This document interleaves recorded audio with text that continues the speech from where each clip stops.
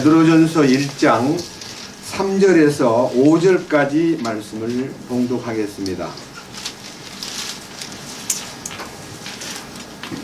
하나님 곧 우리 주 예수 그리스도의 아버지를 찬송하리로다.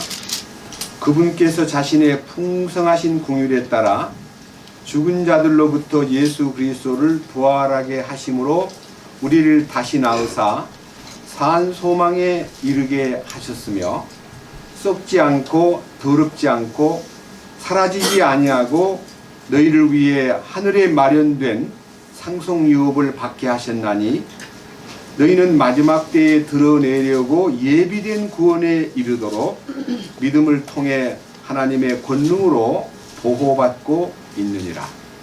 5절까지 말씀을 봉독했습니다. 기도드리겠습니다.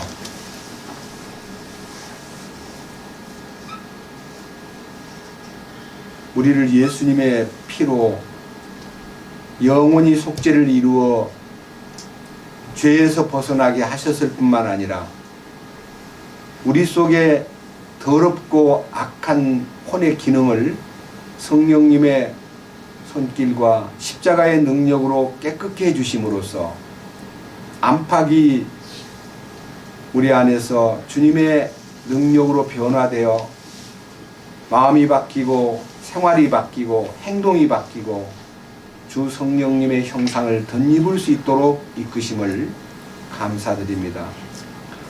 오늘 이 아침에 이 거룩한 말씀을 통해서 우리에게 하늘에 속한 교훈을 열어주시고 우리로 하여금 이 진리의 말씀을 듣고 이 말씀에 함께 동참하여 주님의 놀라우신 은혜와 공급을 누릴 수 있도록 이끄시옵소서. 말씀을 전하는 자의 입술과 표현을 주장해 주시고 말씀을 듣는 모든 식구들에게 듣는 귀와 지혜로운 눈을 주셔서 이 말씀 한마디 한마디와 기록된 말씀을 참으로 영안으로 먹을 수 있도록 인도해 주시옵소서. 전국 각처 세계 도처에서 이 말씀을 사랑하고 사모하는 모든 자들에게 주님의 은혜와 평강과 긍휼이 넘치기를 간구합니다. 우리 주 예수 그리스도의 이름으로 기도드렸습니다. 아멘.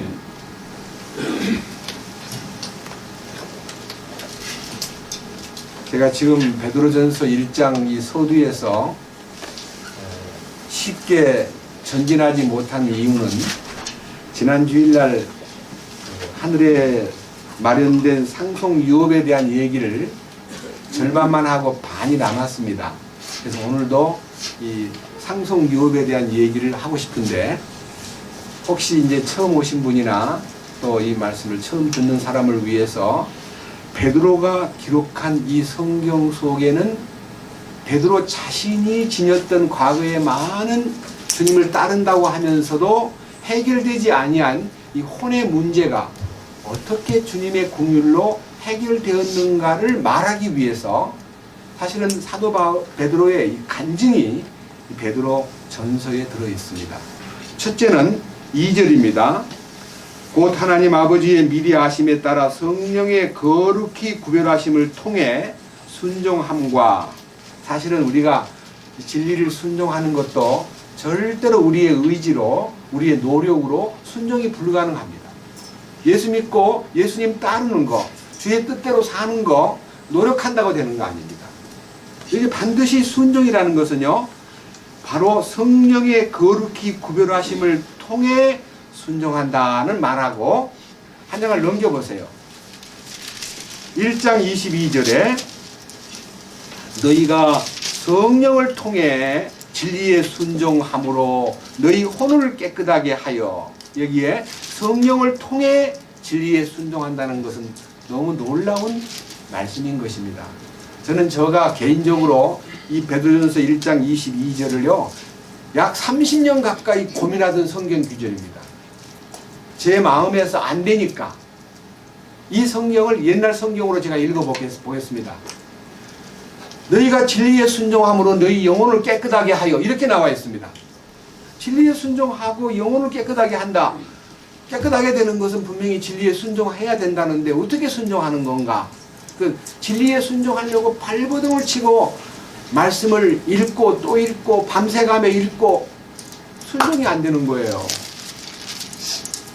그래서 고민하고 있다가 어느 날 주님의 도우심으로 이 혼을 깨끗게 하는 역사에 대해서 그 비밀이 십자가 안에 있다는 것을 깨닫고 나서 말씀 앞에 십자가 앞에 나아가 자신을 내려놓았을 때에 성령님을 통해 진리에 순종하는 길이 서서히 보이기 시작했습니다.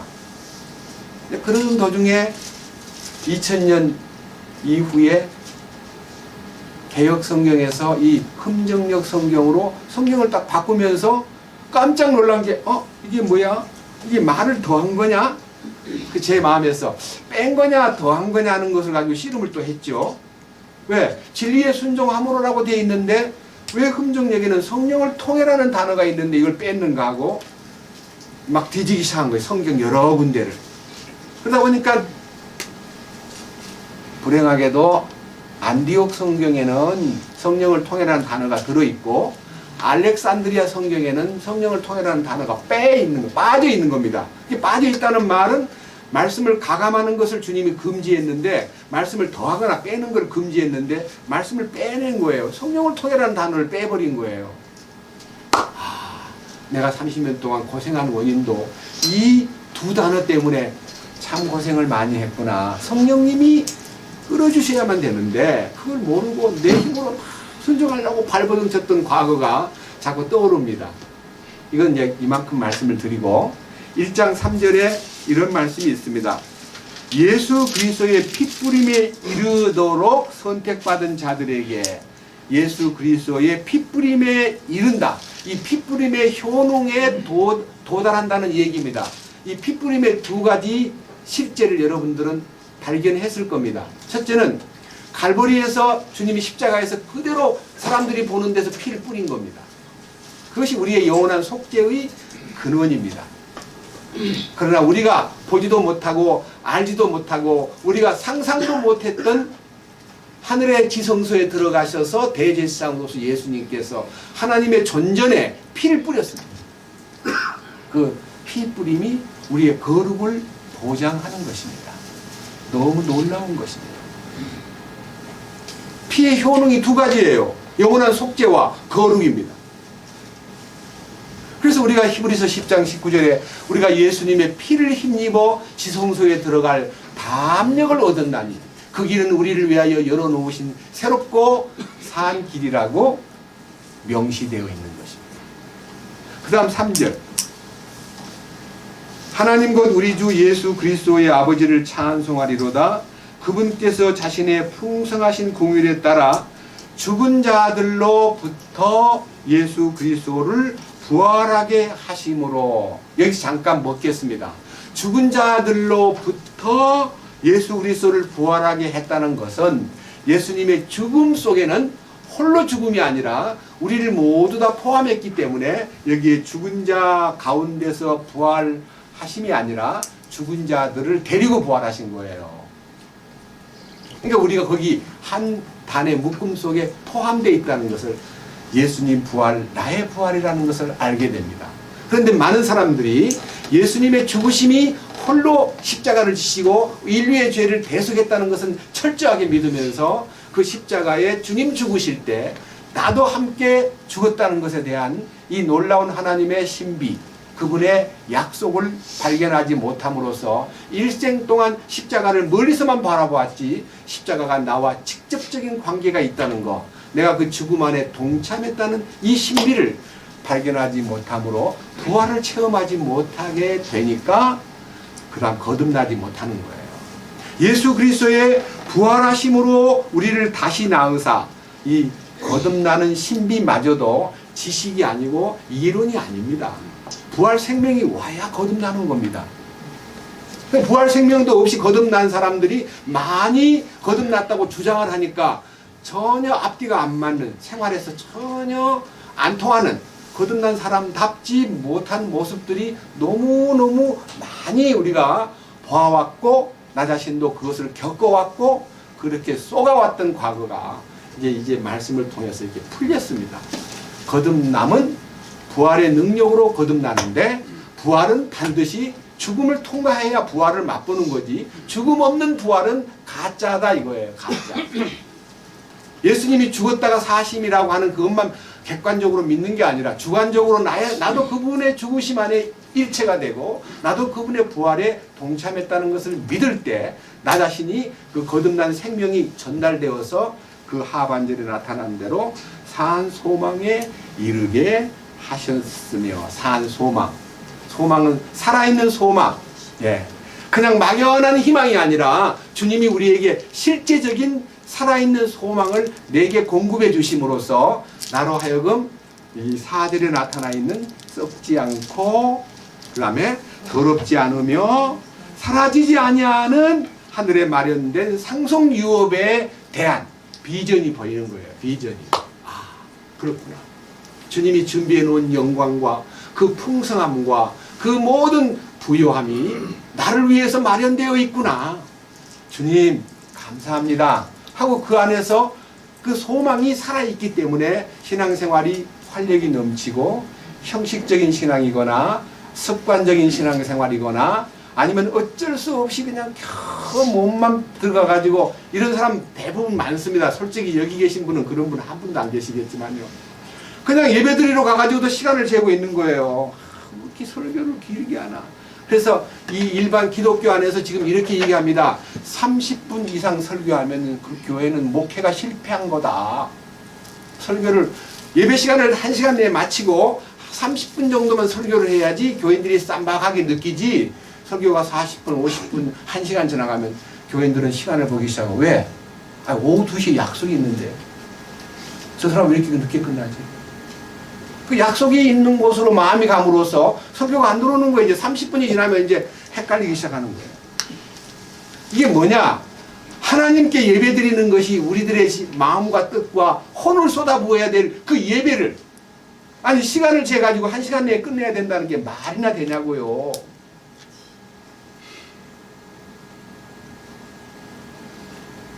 너무 안타까워요.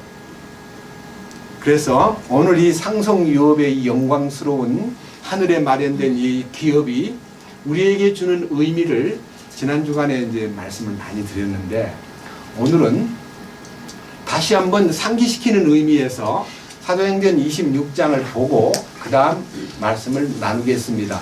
사도행전 26장입니다.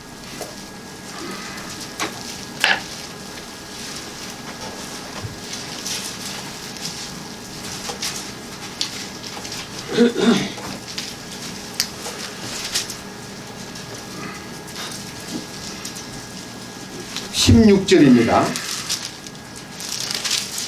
오직 너는 일어나 내 발로 서라.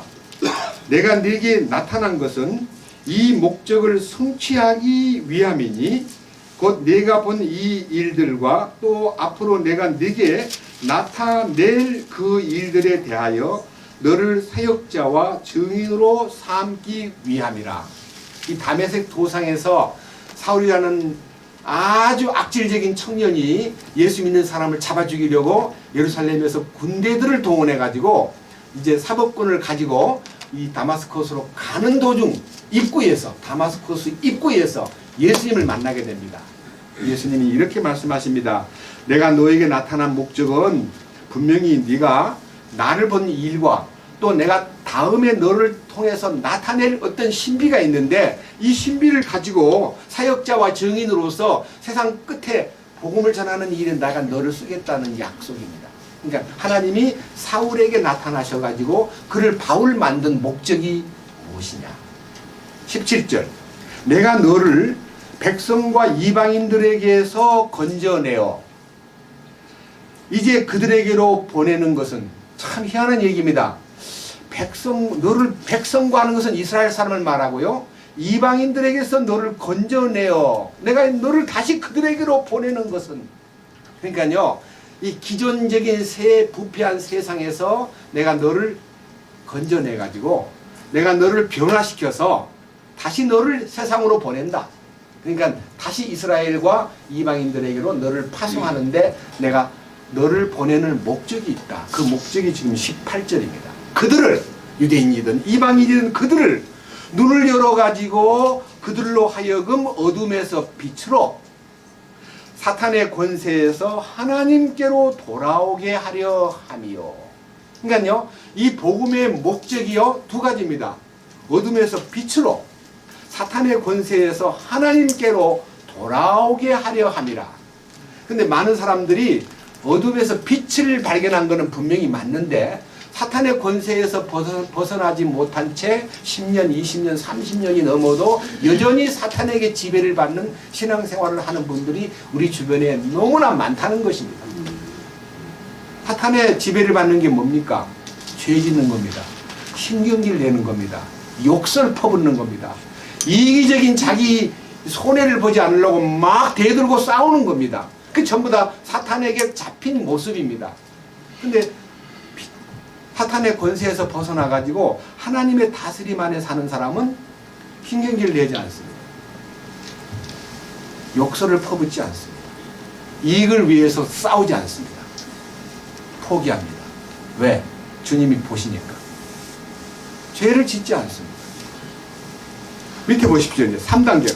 자, 또라고 하는 말은 3단계의 이 내용을 좀 더 세부적으로 설명하기 위해서 하나님이 우리를 구원시킨 목적이 세 가지가 있는데, 첫째, 뭐라 그랬어요?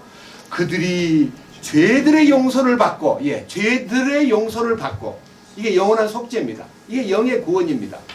두 번째 뭡니까?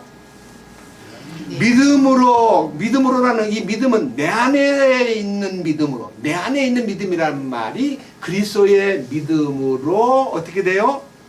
거룩히 구별된 자들, 이게 혼의 구원입니다. 거룩해지는 거예요. 네? 혼이 주님, 이 죄 짓고 막 성질내고 이익을 위해서 막 수단 방법을 가리지 않는 게 뭐예요? 이 혼의 모든 기본입니다. 혼의 모든 요소가 다 거룩하지 못하게 만드는 모든 요건들입니다. 이것을 주님께서 변화를 시켜가지고 이 혼생명이 성령에 딱 붙들림으로 인하여 거룩을 덧입는 거예요, 혼이. 거룩을 덧입어서 주님 보실 때 이제 거룩한 삶이 이루어지면 그 다음 뭐가 나타납니까? 약속이 나타납니다. 이 약속이 상속유업을 받게 하려 함이라. 이게 이제 결론이에요. 상속유업이라는 것은요, 주님 앞에 갔을 때 누리는 축복이긴 하지만 주님이 우리 안에 그 상속유업에 대한 산 소망 때문에 우리의 신앙이 아주 활력이 넘치고 아주 능동적이 되고 아주 역동적인 힘을 발휘하는 거예요. 그러니까 예수 믿고 영이 불타는 신앙생활은 어떻게 해야 되느냐? 이 상속유업에 대한 보장이 마음에 확실히 딱 결정날 때 변화가 오는데 그 변화에 대한 7단계를 오늘은 설명을 해야 되겠습니다. 여러분, 이 상속유업에 대한 축복이 딱 마음에 와서 내 마음속에서 자리 잡으면요, 7가지 변화가 와요. 그걸 제가 이제 지난 주간에 말 못했기 때문에 오늘 여러분 앞에 선포하겠습니다. 골로새서 1장을 보겠습니다.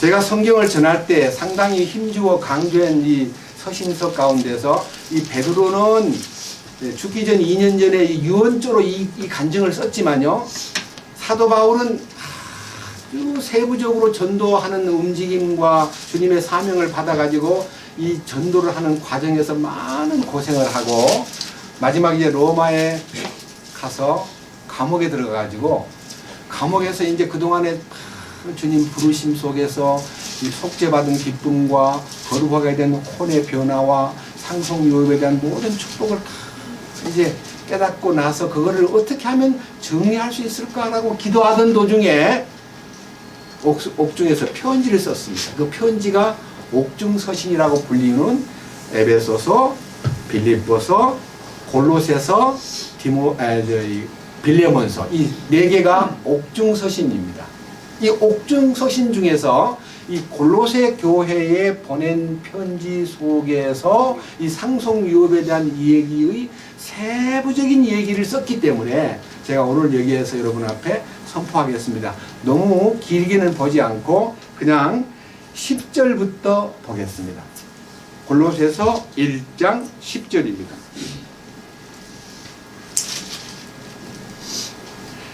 제가 14절까지 읽을 테니까요. 한번 여기에서 7가지 단계를 한번 포착해 보십시오. 1장 10절.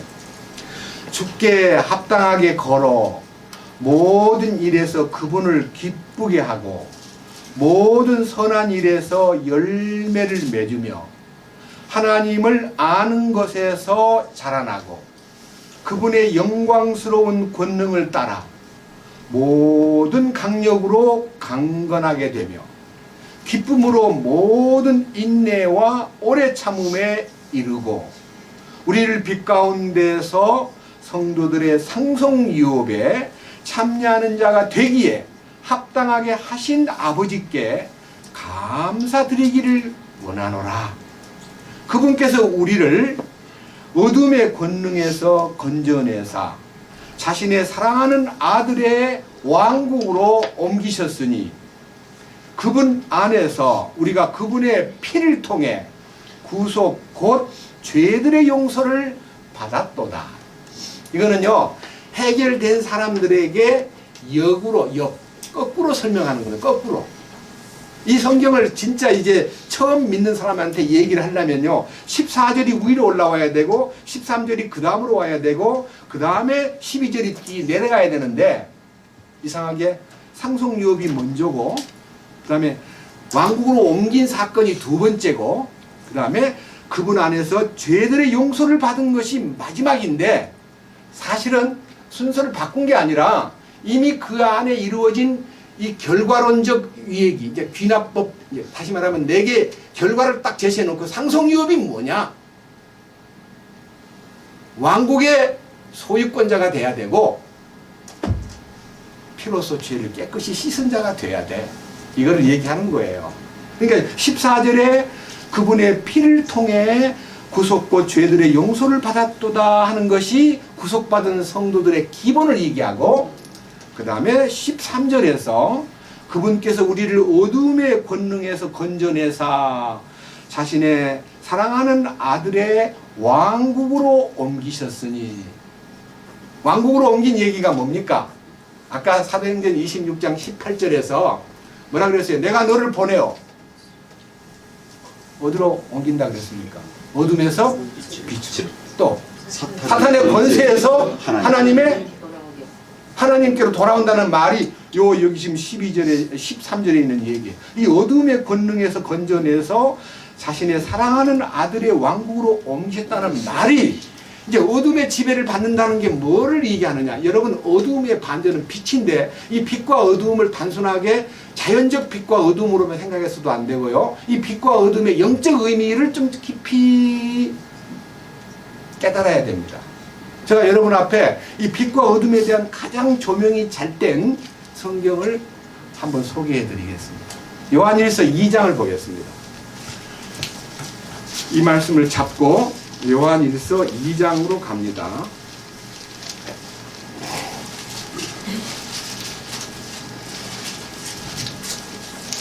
무엇이 어두움이며, 믿는 사람들한테 무엇이 어두움이며 무엇이 빛인가를 잘 설명한 내용이 요한일서 2장에 나와 있습니다.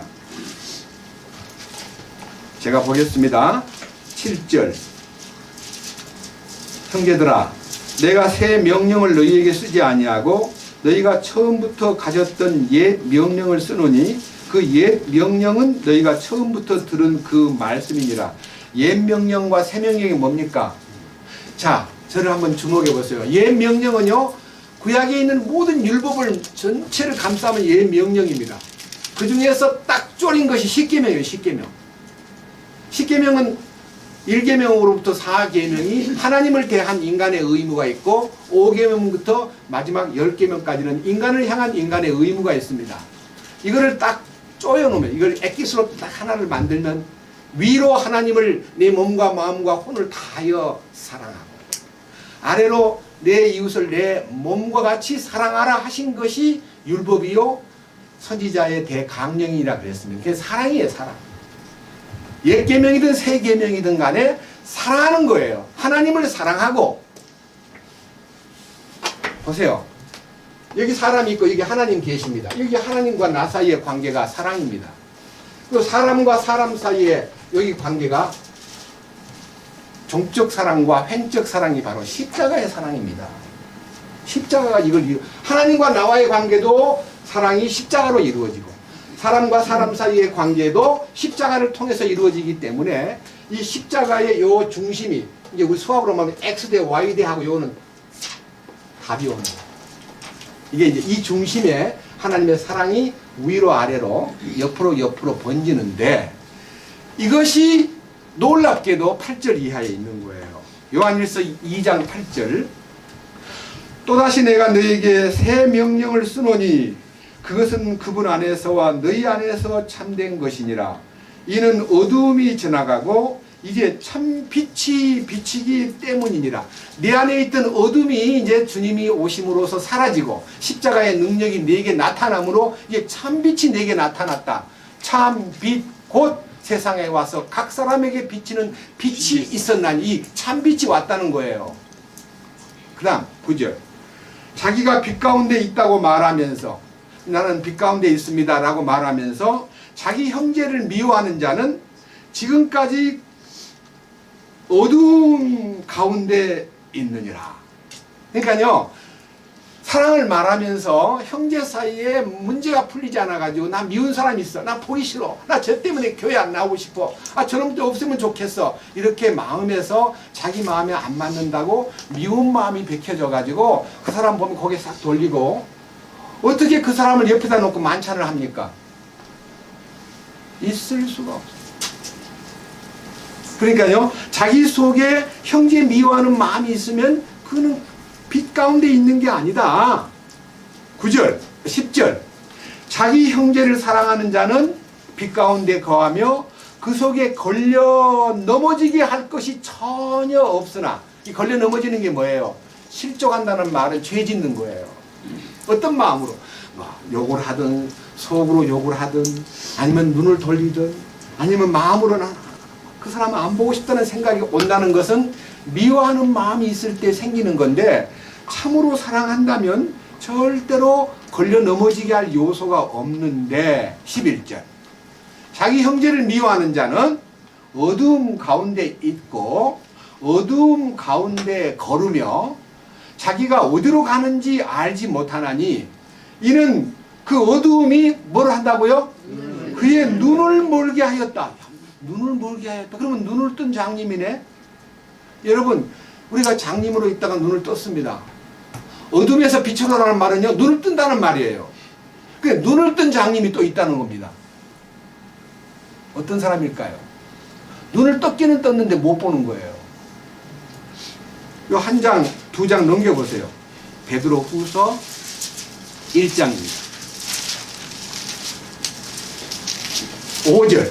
이게 이제 혼의 구원을 받음으로써 믿음에서 사랑으로 이제 이게 모든 것이 나타나는 이 8대 프로세스가 있습니다. 8대 프로세스라는 것이요, 믿음에서 사랑으로 나타나는, 믿음이 사랑으로 이제 구현되는 축복이 이 베드로후서 1장 5절을 붙입니다. 이것과 더불어 열심을 다하여 너희의 믿음의 덕을, 믿음에서 출발합니다. 이 믿음은 그리스도의 믿음입니다. 이 믿음에서 덕을, 덕에서 지식을, 지식에서 절제를, 절제에서 인내를, 인내에서 경건을, 경건에서 형제의 친절을, 형제의 친절에서 사랑을 더하라. 그러니까 요게 8단계의 믿음에서 사랑까지의 부활 능력을 설명합니다. 그 다음에 다시 8절. 이것들이 너희 안에 있어 풍성하면, 그러니까 이런 8단계 믿음에서 사랑으로 나타나는 실제가 있으면 그것들이 너희가 우리 주 예수 그리스도를 아는 것에서 빈약하거나 열매를 맺지 못하는 데가 되지 아니하게 하려니와, 그러니까요, 주님을 알아가는 삶과 영적 선한 열매, 성령의 열매가 자꾸자꾸 더해감으로써 주님의 풍성이 나타난다는 거예요. 여러분, 나무가 귀하다 귀하다 그래도 열매가 없으면 귀하게 취급 못 받습니다. 가을에 열매를 딱 맺었을 때 나무에 대해서 이 사과나무가 정말 좋다, 이 감나무가 정말 풍성한 열매를 맺었구나 하고 열매를 보고 그 나무를 귀히 여기지, 열매를 못 맺으면 그 나무는 잘라내야 됩니다. 그래도요, 주님의 열매를 맺기 위해서 존재하는 거예요. 그 다음 보십시오. 놀라운 얘기는 9절. 뭐라 그랬어요? 이것들이 없는 자, 이 8단계의 프로세스를 제대로 갖추지 못하고 믿음에서 사랑으로 열매 맺는 삶이 없는 사람은 어떻게 됐어요? 눈먼 자예요. 눈먼 자. 눈만 먼 게 아니야. 눈이 머니까 뭐가 돼요? 멀리 못 봐요. 멀리 못 본다는 말은 가까이 있는 것은 더듬거려가지고 이렇게 이렇게 좀 알아내지만요. 멀리 보는 눈이 없다는 말은요. 왕국을 보는 눈이 없다. 그 말입니다. 그러니까요. 지금 우리 주변에 구원 받았다 그러면서요. 왕국의 비전을 못 보기 때문에 신앙생활이 엉망이 돼 있는 거예요. 앞에만 보이고 자기 주변만 보이지 자기 이익만 보이지 주님의 원대한 계획이 안 보임으로써 뭐라 그랬어요? 심해지면 어디까지 간다 그랬어요? 옛 죄들. 자기가 옛 죄들에서 깨끗게 된 거. 그러니까 뭐냐, 죄 사함 받은 것도 잊어버리고 사는 거예요. 얼마나 불쌍해요. 죄 사함 받은 것도 잊어버리고 산다는 말이에요. 얼마나 우리 주변에 많은지 모릅니다. 자, 돌아가겠습니다. 이제 골로새서 1장. 그래서 14절에 그분의 피를 통해 구속곧 죄들의 용서를 받았습니다 하는 고백과 1장 13절에 어둠의 권능에서 건져내사 자신의 사랑하는 아들의 왕국으로 옮기셨다는 말은요, 왕국의 통치권 속으로 들어갔다, 그런 뜻입니다. 혹자는 우리 가운데 성경에 나오는 이 왕국이라는 얘기가 좀 여호와 증인이 많이 썼기 때문에 좀 우리는 좀 그런 용어를 좀 안 쓰면 어떻습니까? 라고 느끼는 분도 계시지만요, 왕이신 주님과 관계를 맺고 나면요, 왕국이 얼마나 좋은지 모릅니다. 왜? 왕이신 주님의 통치권이 있는 곳이 왕국이니까. 그러니까 그 왕국 생활이 시작되면서 그 다음에 12절에 우리를 빛 가운데서, 이 사랑이 넘치는 가운데서 성도들의 상속유업에 참여하는 자가 되기에 뭐한 자? 합당한 자가 되게 하신 하나님. 이제 합당하게 하신 하나님이라는 말은요, 내가 합당하게 처신했다는 말이 아니라 합당하게 살도록 이끄시는 하나님. 전적으로 그분의 공급이다 이 말이에요. 그게 10절에서 11절까지 7단계가 있습니다. 자, 보십시다. 하나님의 그 거룩한 상속유업에 참여하는 자로서 합당한 삶을 이끌어가는 7가지가 10절에 있는데, 첫째, 자, 제가 한번 써보겠습니다. 첫째, 뭐라 그랬어요? 자, 그분을 모든 제가 7개 쓸게요. 1, 2, 3, 4, 5, 6, 7. 첫째, 뭐예요? 모든 일에서 그분을 기쁘게 하고 아니요. 합당하게 제일 첫 번째 구절이 죽게 합당하게 걸어. 죽게 합당하게 걸어란 말이 워크입니다. 워크. 이게 뭔 말이냐면 이것이 행함이란 뜻이에요. 예? 첫째, 주님이 보실 때 합당하게 행함, 이것이 원칙이에요. 그러니까 모든 말과 행동이 주님에게 합당하게 걸어 행함이잖아요. 주님이 보실 때 이쁘게 보는, 합당하다는 말이 뭐래요? 마음에 든다는 주님 마음에 들게 한다 그 말이에요. 주님 마음에 들게 간다 이거예요. 생활에서. 그다음 두 번째, 그것이 뭐예요? 그분을 모든 일에서 그분을 이게 바로 주께 합당하게 행한 일에 대해서는 모든 일에 뭐예요? 하나님을 기쁘게 하고 주께 기쁘시게 하고. 왜 자기가 생활 가운데 실패하느냐? 나를 기쁘게 하려니까 생활에 실패하는 거예요. 나는 좀 안 좋아도 주님을 기쁘시게 하려고 하는 마음이 간절할 때 이 왕국 백성으로서 상속 유업을 받기에 합당한 자로서의 태도다 이거예요.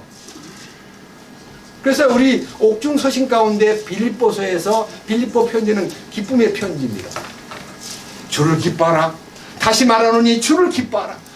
항상 주를 기뻐하라. 나를 기쁘게 하려고 노력하는 사람을 보고 주님을 기쁘시게 하래요. 예. 그래서 뭐예요? 모든 일에 주님을 기쁘시게. 그죠? 이게 여러분 마음에서 화답이 돼야 돼요. 아, 그렇구나. 주님이 상속유업을 받기에 합당한 자가 되려면 주님을 기쁘시게 해야 되는구나. 이거를 마음에서요, 아멘으로 받아들여야 돼요. 그 다음 뭐라 그랬어요? 모든 선한 일에서 열매를 맺으며. 모든 선한 일에서 열매를 맺으며. 이게 열매 맺는 삶이에요. 열매 맺는 삶. 열매가 뭐예요? 주님이 우리를 나타내신 것이 밖으로 드러난 것이 열매잖아요. 여러분 열매라는 것을 정의를 내리면요, 땅속에 들어있는 많은 영양분을요 뿌리에서 빨아 올려 가지고 그것이 나무가 되고 잎이 되고 꽃이 되고 마지막 진지하게 모아진 것이 뭐예요? 결정체가 열매잖아요. 그 열매는 열매만의 빨아 올린 영양소만 갖고 열매가 되는 게 아니라 태양과의 광합성 작용. 이 열매에다가 뭐를 저장합니까? 태양을 저장하는 거예요. 안 그래요? 자, 태양을 마주보는 남향이나 간단하게 예를 들어서 제주도에 북제주, 북쪽을 바라보는 제주시하고 한라산에서 북쪽을 바라보는 제주시하고 남쪽을 바라보는 서귀포하고 귤을 심었는데 서귀포 귤은 A 귤이고 A급 맛이 좋으니까. 그 다음에 제주서 나는 귤은 도시로 반출이 안 돼, 서울로. 맛이 없으니까. 그래서 귤나무를 심으려면 서귀포 쪽 남향이 제주도의 한라산 남쪽에 심어야 돼요. 맞아요, 안 맞아요? 뭐 때문에? 일조량, 햇빛 때문에. 그래서 이 열매 맺는 건 항상 주바라기가 열매가 달콤한 열매예요. 주바라기. 해바라기가 아니고요. 주바라기. 네. 주님을 바라보는 것이 확실할 때 선한 열매가 계속 맺히는 거예요. 맞죠? 그가 뭐라 그랬어요? 주바라기 다음에 열매 맺는 것만 아니라 하나님을 아는 것에서 자라가고. 이거요. 하나님을 아는 것에 자라는 것은, 하나님을 알면서 자란다는 것은요, 베드로가 간절하게 우리에게 이 서신의 마지막 부분에 우리에게도 부탁한 거예요. 그리스도를 아는 지식의 고상함을 인하여 내 모든 유익과 자랑스러운 과거와 내 모든 학력과 가문과 전통을 배설물처럼 여기고 해로 여기면 하고, 사도 바울이 그리스도를 알미 얼마나, 이 안다는 것은 단순한 지식이 아닙니다. 주님을 알아가는 이 내적인 암, 히브리어로 알다는 야다입니다. 야다. 야다라는 말은 동침한다, 연합한다는 뜻인데요. 주님을 안다는 말은 주님에게 깊이 주님과의 관계가 깊어질수록 매력이 됩니다. 사람은요, 알면 알수록 실망해요. 총각 때, 처녀 때 만났을 때는요, 잘 모르기 때문에 좋게만 봤는데 결혼 딱 하고 나니까요, 와, 게으름뱅이, 와, 대단히 지저분한 인간, 와, 깍쟁이, 와, 아주 자기만 밖에 모르는 아주 외동아들, 이렇게 해가지고 살다가 다 실망해가지고 뭐 해요? 이혼하잖아요. 근데 우리 주님은 가까워지면 가까워질수록 매력이 있는 분이에요. 너무 신비스러운 분이기 때문에 멀리서 볼 때는 매력이 전혀 없었는데 가까워지면 가까워질수록 너무너무 좋은 분이에요. 그래서 자, 이 말씀을 잡고 베드로후서 마지막 3장을 베드로의 간절한 기도를 한번 들어봅시다. 베드로후서 3장 마지막 절 18절입니다. 베드로후서 3장 18절. 오직 은혜 안에서 자라고 우리 주 곧 구원자 예수 그리스도를 아는 것에서 뭐하라? 자라라. 네, 그래서요, 우리가 예수님 아는 것이요, 점점 풍성해져야 됩니다. 이게 이제 상속유업의 소망, 산소망을 가진 사람이 갖고 있는 네 번째 조항이에요. 첫째는 주께 합당하게 살고 모든 일에 주님을 기쁘시게 하고 모든 선한 일에 열매를 맺는 주바라기가 되고, 모두 다 하나님을 아는 것에서 자라고 싶은 마음이 속에서 늘 불타야 됩니다. 왜? 지난 금요일날 대전 갔을 때 어떤 형제님이 이 우주의 신비와 지구가 얼마나 이 우주 가운데서 모래알 같은가. 근데 그 모래알 속에 70억 명이 사는데 그 중에 나는 뭘로 표시할까요? 아이고, 나는 먼지도 뭐, 아이고. 네. 그런 나를 하나님이 관심을 갖고 사랑해주고 그분과 대화가 된다는 게 얼마나 놀라운 긍휼이냐 이거예요. 얼마나 얼마나 놀라운 공율이냐 이거예요. 생각하면 정말 너무너무 황송하고 그분 앞에 정말 엎드려 경배하지 않을 수 없는 것이 우리 입장 아닙니까? 다시 골로새 1장. 자, 골로새 1장. 자, 그 다음 11절. 뭐라 그랬습니까? 그분의 영광스러운 권능에 따라. 그러니까요, 요 하나님의 영광스러운 권능에 따라 하는 이 권능에 따라, 여기 참 중요한 얘기입니다. 이 권능에 따라, 영광스러운 권능에 따라. 요한복음, 마태복음 16장에 보면요, 예수님이 가이사라 빌립보를 가셨을 때에 사람들이 나를 누구라고 하더냐 하니까 뭐 여러 가지 답을, 예레미야와 같습니다, 엘리야와 같습니다, 침례자 요한이 죽었다가 살아난 사람 같다고 합디다, 대언자 가운데 한 사람 같다고 합디다 하고 많은 오답이 나오니까 너희는 나를 누구라 하느냐고 물으니까 베드로가 주는 그리스도시요 살아계신 하나님의 아들이십니다. 그래가지고 베드로 참 대단한 분이야. 바요나 시모나 복이 있구나. 이것을 내게 알게 한 이는 혈육이 아니라 하늘에 계신 하나님의 계시로 네가 이것을 알았구나 하고, 이쁘다고 이제 내가 이반석 위에 내 교회를 세우리니 내가 천국의 열쇠를 너에게 주노니 음부의 권세가 이기지 못하리로다 하고 이제 주님이 말씀하신 다음에, 그래, 그러기 위해서는 인자가 예루살렘에 올라가서 죽음에 넘기우고 사흘 만에 살아나야 된다는 것을 너희가 알아야 된다. 그것이 열쇠다. 그러니까 베드로가요 막 성질을 불끈 내가지고 뭐라고요? 아, 주님을 누가 죽인다고요? 아, 안 되지요. 주님 죽어서는 안 됩니다. 주님 정신 차리세요. 이렇게 충고하는 소리를 하니까 사탄이 베드로의 충성심을 타고 들어온 것을 주님이 보시고, 사탄아 물러가라. 너는 나를 실족하게 하는 자로다. 그러면서 네가 하나님께로부터 난 일을 좋아하지 아니하고 인간의 일을 생각하다 보니까 너가 그렇게 된 거야 라고 말씀하시면서, 내가 너에게 말한다. 이 얼마 안 되면 내가 왕권을 가지고 오는 것을 너희가 볼 사람들을 내가 분명히 보여주마 하고 그 말씀을 하신 후 마태복음 17장에 보니까요, 한 일주일이 조금 지나가지고 주님이 그 제자들 3명 베드로와 요한과 야고보를 데리고 헐몬산에 올라가셨습니다. 이 헐몬산이라는 것은 주님의 부활을 상징하는 산입니다.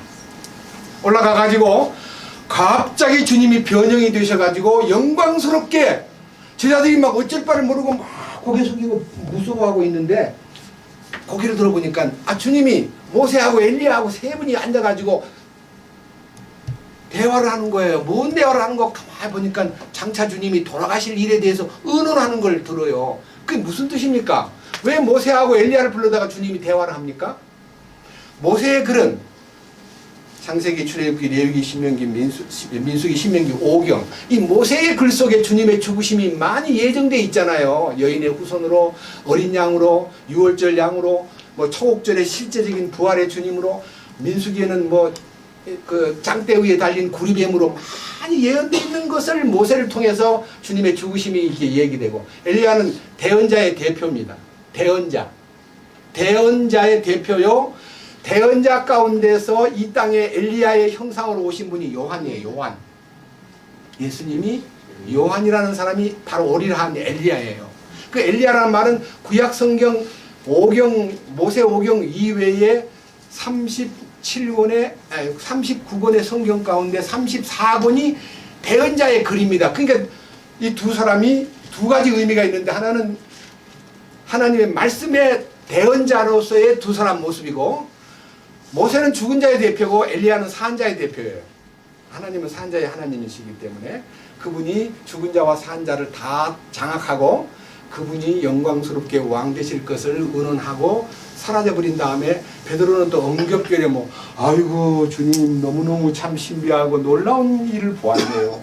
초막셋을 짓겠습니다. 하나는 주님을 위하여, 하나는 모세를 위하여, 하나는 엘리야를 위하여 하겠습니다.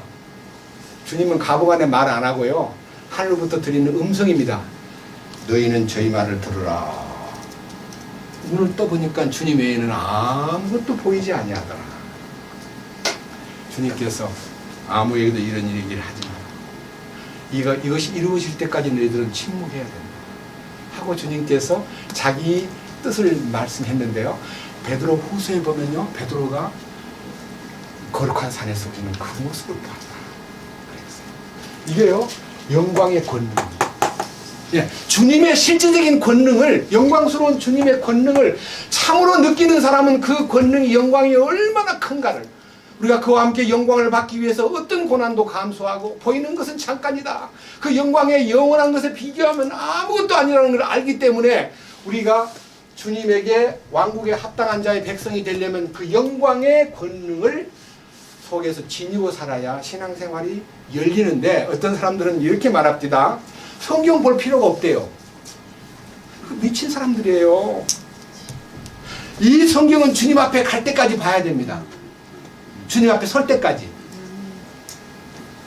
그 다음 보세요. 뭐라고 되어 있습니까? 11절.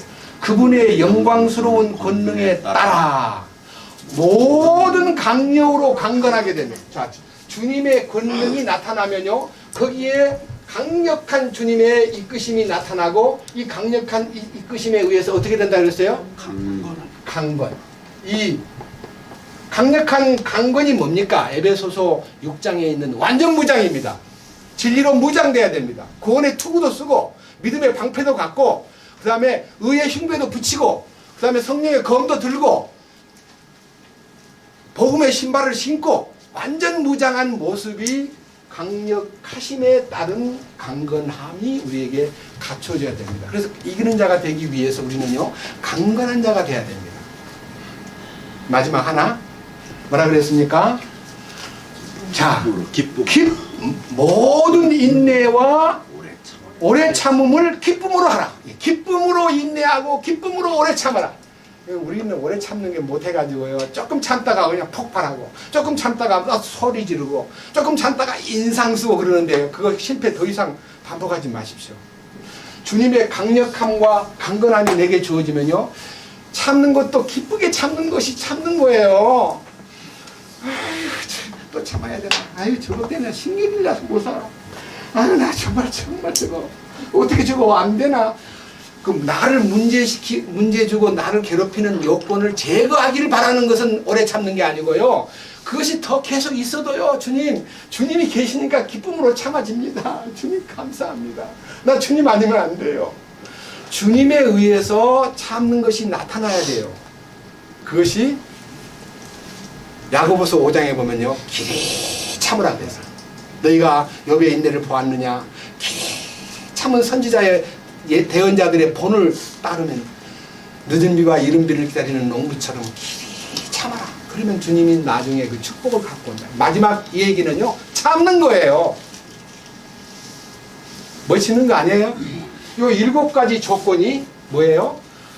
상속 유업을 받기에 합당한 자가 가야 할 길이라는 것을 밝혀주었습니다. 이해하시겠어요? 너무 좋잖아요.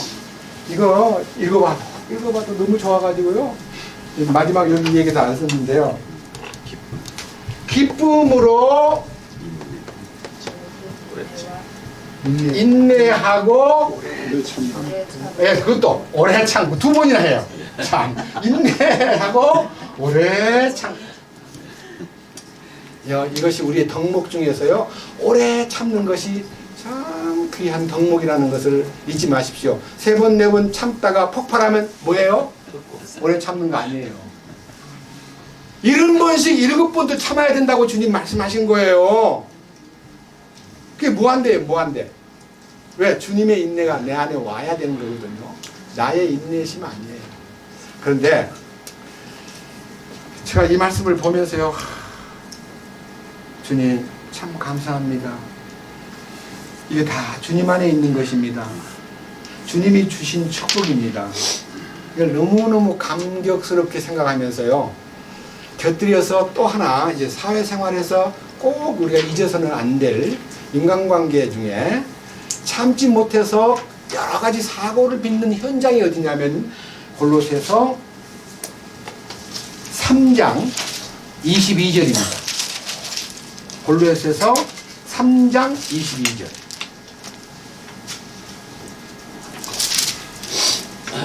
종들아 육체에 따라 너희의 주인된 자들에게 모든 일에서 순종하되 사람들을 기쁘게 하는 자들 같이 눈으로 섬기지 말고 오직 하나님을 두려워하며 단일한 마음으로 하라.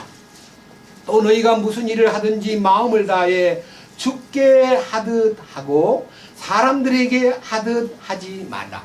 여기에서요, 이 직장 생활 하는데 윗사람한테 무조건 순종해야 됩니다. 대들면 안 됩니다. 이유를 걸면, 태클을 걸거나 이유를 대면 안 됩니다. 무조건 순종해야 됩니다. 어떻게? 주님 섬기듯이. 직장의 상사를 주님 섬기듯이 살아라. 너희가 세상 밖으로 나간 거 아니다.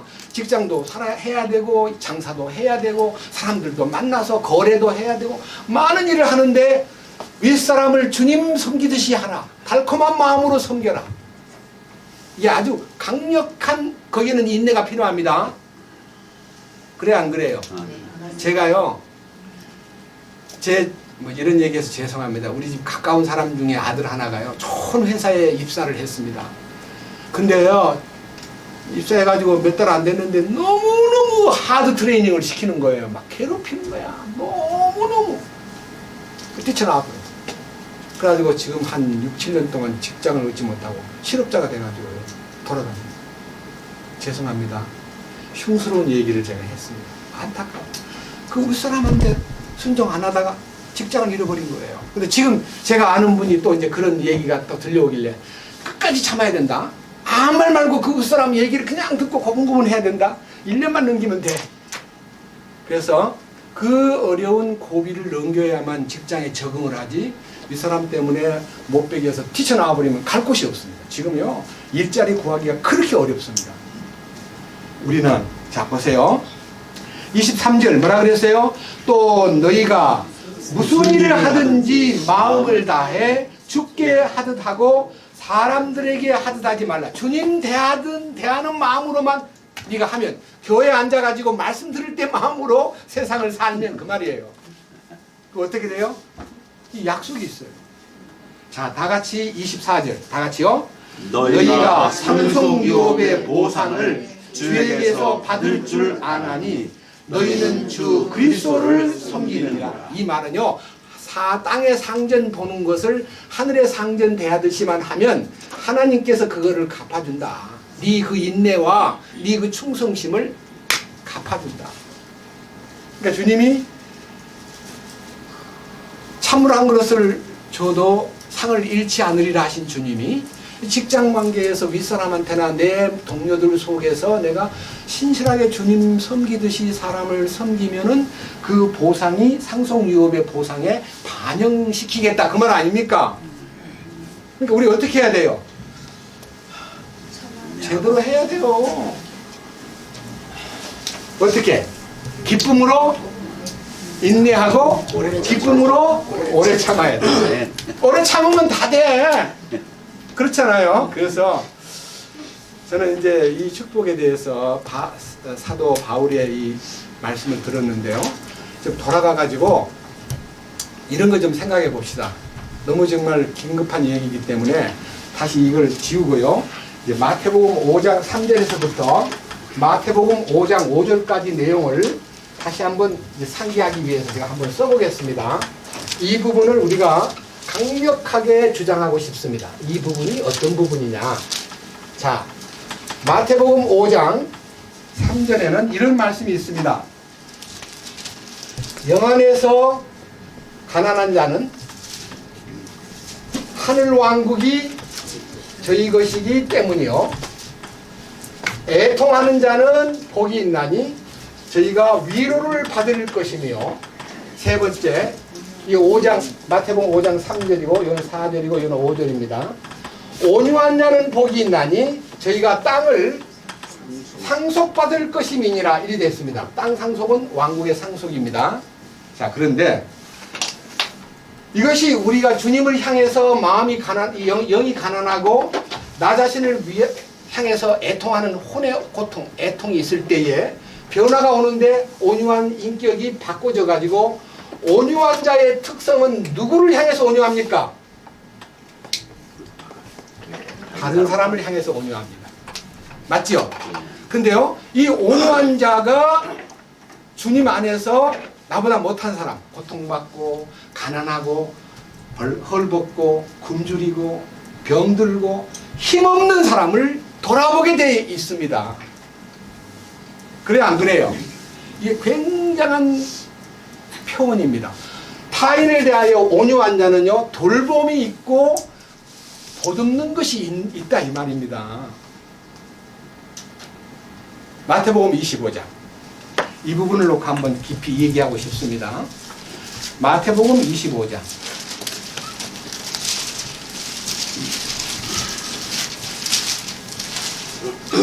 31절입니다.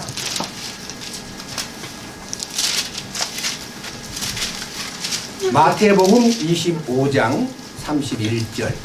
사람의 아들이 자기의 영광 중에 모든 거룩한 천사와 함께 올 때에 자기의 영광의 왕좌에 앉아서 모든 민족들을 자기 앞에 모으고 목자가 염소들로부터 자기 양들을 갈라내듯 그들을 일일이 분리하여 양들은 자기 오른편에 두되 염소들은 왼편에 두리라. 그때 왕이 자기 오른편에 있는 자들에게 이르되 오라 내 아버지께 복받은 자들아 너희는 세상의 창건 이후로 너희를 위하여 예비된 왕국을 상속받으라. 이 왕국을 상속받는 데 대한 천연왕국 직전에 양과 염소를 구분해 가지고 심판대에서 당신이 상을 줄 사람과 그 다음에 상을 못 받을 사람을 딱 결정을 내리는데 양을 보고 하는 말이 내 아버지께 복받은 자들아 너희는 세상의 창건 이후로 너희를 위하여 예비된 왕국을 상속받으라. 내가 줄일 때에 너희가 내게 먹을 것을 주었고 내가 목마를 때에 너희가 내게 마실 것을 주었으며 내가 나그네 되었을 때에 너희가 나를 받아들였고 헐벗을 때에 너희가 내게 옷을 입혔으며 내가 병들었을 때에 너희가 나를 찾아왔고 내가 감옥에 갇혔을 때에 너희가 내게로 왔느니라. 여러분 이것이요 온유한 자가 행한 타인을 위한 배려요 돌봄이요 그들을 위한 베품입니다. 베품. 근데 기억해요 못해요? 특징은 기억을 못해요. 주님 조금밖에 안 했는데 어떻게 그게 다 아십니까? 참 황송합니다. 이렇게 말해야 되는데 답이 참 희한해요. 답을 보세요. 37절. 그때 그 의로운 자들이 그분께 응답하여 이르되 주여 어느 때 우리가 주께서 줄이신 것을 보고 잡수시게 하였나이까? 목마르신 것을 보고 마실 것을 드렸나이까? 어느 때에 우리가 주께서 나그네 되신 것을 보고 받아들였나이까? 헐벗으신 것을 보고 옷을 입혔나이까? 혹은 우리가 어느 때에 주께서 병드신 것이나 감옥에 갇히신 것을 보고 주께 갔나이까? 하리라. 이게 안다는 거예요? 모른다는 거예요? 아 주님한테 아무것도 한 게 없는데 아무것도 기억이 안 납니다라고 내가 한 것을 모른다는 거예요. 왜 모르냐? 이 속에서 주님이 했기 때문에. 그래서 오른손이 하는 것을 왼손이 모르게 하란 말이에요. 어떻게 오른손이 하는 걸 왼손이 몰라요? 내가 한 것이 아니기 때문에 모르는 거예요. 예. 주님이 내 안에서 행하셨기 때문에 난 모른다는 거예요. 주님의 온유가 나타나가지고 그렇게 행동한 거예요. 나 대신 나를 제껴놓고 하신 거예요. 나는 그냥 몸으로만 순종한 거예요. 주님 뭐라 그럽니까? 밑에 자 40절 왕이 그들에게 대답하여 이르되 진실로 내가 너희에게 이르노니 너희가 이들 내 형제들 중에서 가장 작은 자 하나에게 그것을 하였은즉 내게 하였느니라. 그러니까 가장 작은 자란 말이 뭔 말입니까? 하찮은 형제입니다. 네, 별로 이름도 없고 우리가 뭐 남들한테 막 할 때는 누구한테 해요? 이름 있고 높은 사람한테 갖다 바치잖아요. 잘 보이려고. 네? 근데 우리는 가장 나약한 자, 하찮은 자에게 그냥 주님의 이름으로 베푼 것이 나중에 전부 다 보상으로 돌아옵니다. 그것이 양의 선행입니다. 자, 근데 보세요. 참 놀라운 것은요, 41절입니다. 그때 그가 왼편에 있는 자들에게 이르되 저주를 받은 자들아 너희는 내게서 떠나 마귀와 그의 천사들을 위하여 예비된 영존하는 불에 들어가. 영존하는 불이 뭡니까? 지옥불이에요. 지옥불. 이거는 절대 용광로가 아닙니다. 내가 줄일 때에 너희가 내게 먹을 것을 주지 아니하였고 내가 목마를 때에 너희가 내게 마실 것을 주지 아니하였으며 내가 나그네 되었을 때에 너희가 나를 받아들이지 아니하였고 헐벗었을 때에 너희가 내게 옷을 입히지 아니하였으며 병들었을 때와 감옥에 갇혔을 때에 너희가 나를 찾아오지 아니하였느니라. 자, 이런 말을 하면요, 아이들이 그렇게 하지 못한 것을 부끄러워하고 무릎을 꿇고 용서를 빌어야 마땅한데 대드는 거예요. 대들어. 뭐라고 대드냐면요, 44절 그때 그들도 그분께 응답하여 이르되 주여 어느 때 우리가 주께서 줄이신 것이나 목마르신 것이나 나그네 되신 것이나 헐벗으신 것이나 병드신 것이나 감옥에 갇히신 것을 보고 주를 섬기지 아니하도이까 하더라. 그러니까 대드는 거 아니에요?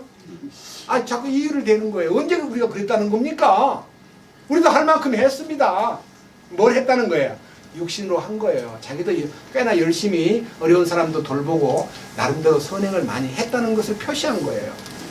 그러나 주님 대답은 이렇습니다. 45절 그때 그가 그들에게 대답하여 이르되 진실로 내가 너희에게 이르노니 너희가 이들 중에서 그러니까 병들고 목마르고 가난하고 감옥에 들어가고 하는 사람들 중에서 이름 없는 이들 중에서 가장 작은 자 하나에게 그것을 하지 아니하였은즉 내게 하지 아니하였느니라. 여러분 이제 우리가 신문에 나면요 막 어려움 당한 사람이 막 나타나요. 그러면요 그 사람을 도와주면 신문에 나요 안 나요? 그런 도움은 절대로 아닙니다. 그런데요 불행하게도 우리 옛날 교재 속에서는요 한 사람만 선행을 하고 우리들은 그냥 구경만 하도록 훈련을 시켰습니다. 그래야 안 그래요? 우리가 만약 어떤 방법으로 누굴 도왔다는 소문이 나면 불려가가지고 약간 신문을 당합니다.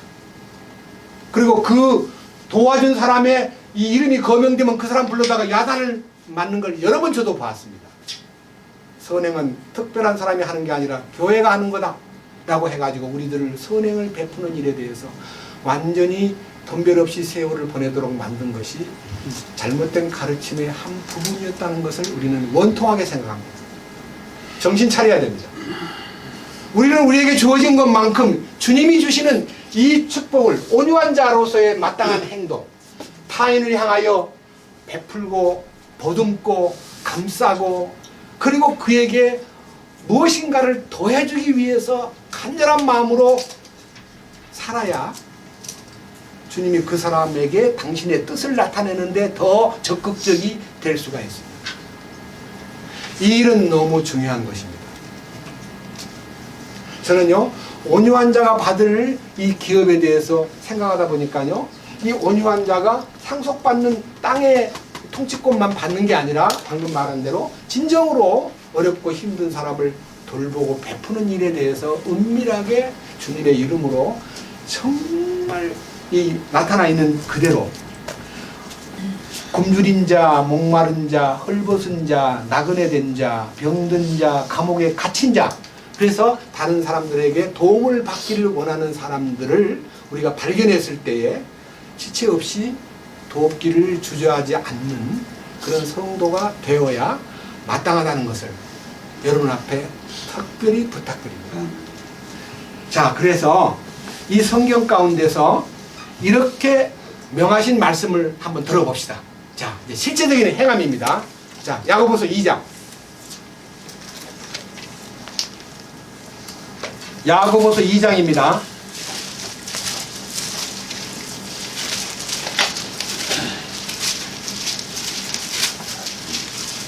1절 내 형제들아 영광의 주 곧 우리 주 예수 그리스도의 믿음을 가지고서 사람의 외모를 중시하지 말라.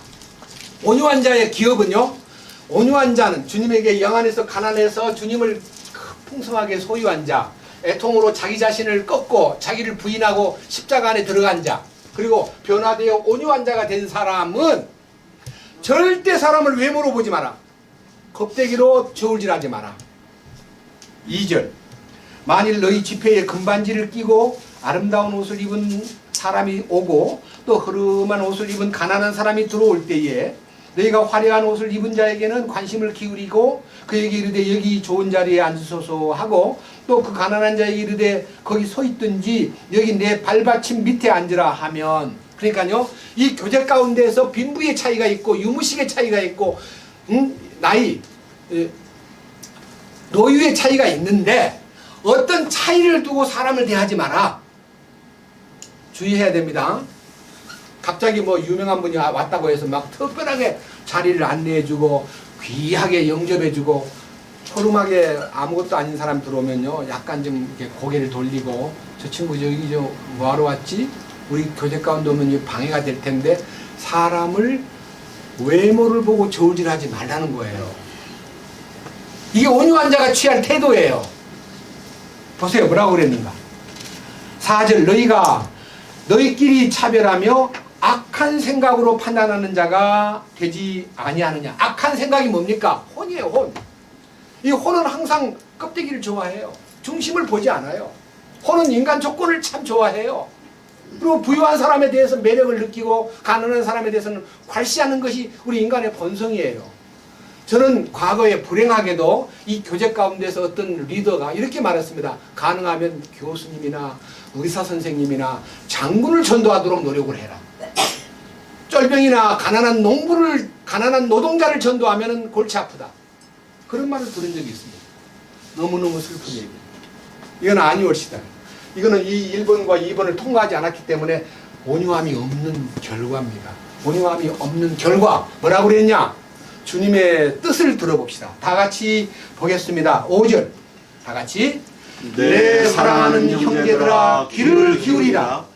하나님께서 이 세상의 가난한 자들을 택하사 믿음에 부유하게 하시고 또 자신을 사랑하는 자들에게 약속하신 왕국의 상속자들로 삼지 아니하셨느냐. 그러니까요 부자보다도 가난한 자를 부르시고 잘 나가는 사람보다도 꼬꾸러져 가지고 잘 안 나가는 사람을 주께서 부르신다는 겁니다.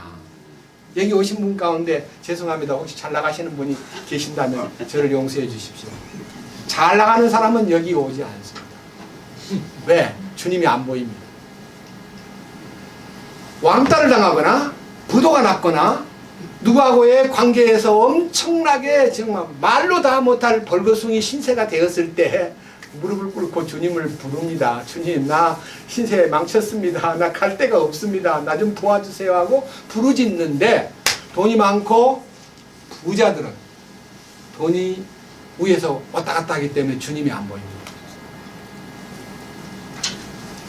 가난한 자에게 주님이 관심이 더 있다는 것입니다. 예? 여기 예? 이 세상의 가난한 자들을 택하사 믿음에 부유하게 하시고 자신을 사랑하는 자들에게 약속하신 왕국의 상속자들을 삼았다는 거예요. 이게 상속권입니다. 누구한테? 주님만 바라보고 주님에게 고정된 사람을 주님이 뽑으신다는 것입니다. 그래서 우리가 이 복음에 대한 내용을 아무리 말해 주어도요 집중하지 않고 관심을 비둘기 눈처럼 단일하게 바라보지 않으면 주님이 제외시킵니다. 떨어뜨립니다. 많은 사람이 떨어졌습니다. 왜? 주님을 단일하게 바라보지 않기 때문입니다. 제가 이런 말을 하는 것은요 제가 가난하기 때문에 그러는 거 아닙니다. 저는요 주님의 부여를 보았고 주님 주신 축복을 보았기 때문에 이 성경에서 그것이 보이고 또 그것이 우리에게 너무너무 중대한 주님의 명령입니다. 또 한 가지 잊지 맙시다. 이 가운데 어떤 사람도 저를 포함해서 어떤 사람도 베드로가 이 상속 유업을 받기에 합당한 자가 된 사람으로서의 처신에서 이 마음을 가져서는 안 된다는 것을 강력하게 말씀해서 주장합니다. 베드로전서 5장입니다.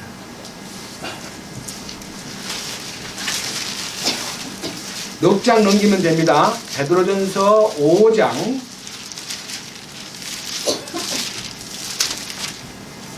3절 봅니다. 하나님의 상속 백성 위에 주인처럼 군림하지 말고 뭐라 그랬어요? 오직 양떼에게 본이 되라. 네, 그렇습니다. 어떤 위치에 있든 간에요 주인 행세를 하거나 군림해서는 안 됩니다. 여기 뭐 사회를 보는 형제님이든 돈을 맡은 형제님이든 뭐 중요하게 뭐 방송을 맡은 형제님이든 이렇게 설교하는 형제들을 어떤 사람이라도 형제들 앞에 군림해서는 안 돼요. 뭐처럼 군림하지 말라 그랬어요? 주인처럼. 네가 주인이냐 이거예요. 우리는 주님의 노예들입니다. 우리는 주님의 충성된 노예가 되기를 맹세해야 됩니다. 그래야 주님께서 오실 때 뭘 준다 그랬어요? 예? 사실 그리하면 목자장께서 오실 때에 나타나실 때에 너희가 사라지지 아니하는 영광의 관을 받으려. 영광의 관이 왕관이잖아요. 왕관이 뭡니까? 영광의 면류관이 상속유업의 상징입니다. 절대로 어떤 형제들을 위해 굴림해서는 안 됩니다. 사도 베드로의 얘기입니다. 그래서 우리가요, 이 놀라운 축복을 소유한 사람답게 진짜 매력 있는 이 왕국 상속 유업에 대한 이 희망이 우리한테 있다면요, 우리는 이 일에 대해서 꼭 잊어서는 안 될 것들, 이제 역으로 이렇게 하지 않을 때, 믿는 사람이 이렇게 하지 않을 때 어떤 위험이 오느냐. 마태복음 13장 보겠습니다. 결론입니다. 마태복음 13장.